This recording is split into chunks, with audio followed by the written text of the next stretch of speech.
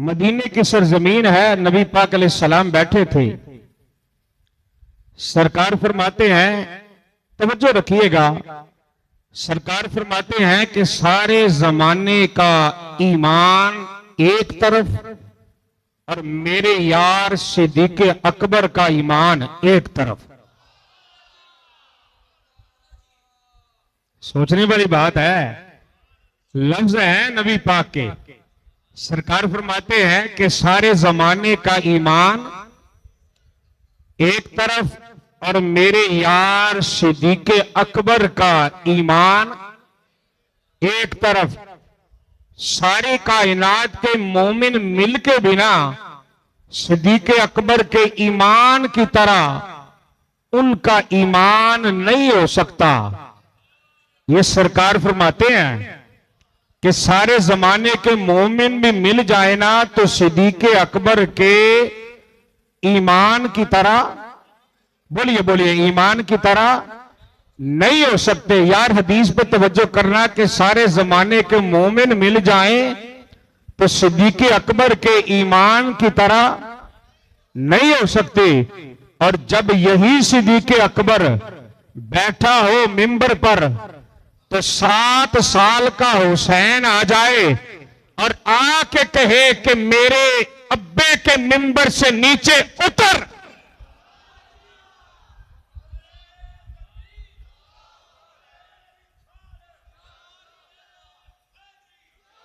मेरे नाना के मिंबर से नीचे उतर और अपने नाना के मिंबर पे बैठ।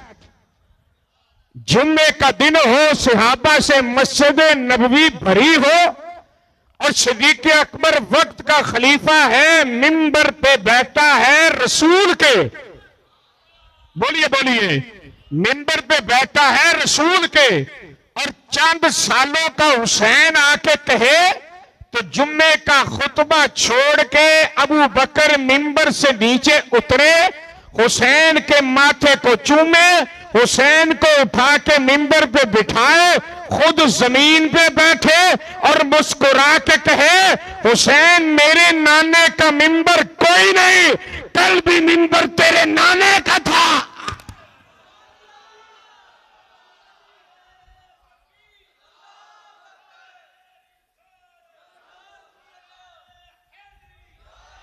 आप मुझे बताएं, समझदार बैठे हो, सरकार फरमाते हैं सारे जमाने के मोमिनों का ईमान एक तरफ, मेरे यार सिद्दीक़ अकबर का ईमान एक तरफ।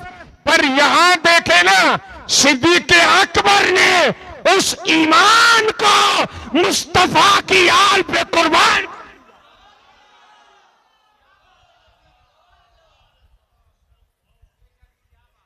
को बात समझ आ रही है?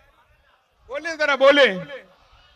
7 साल 7 माह और 7 दिन हजरत इमाम हुसैन की तरबियत मुस्तफा ने की है।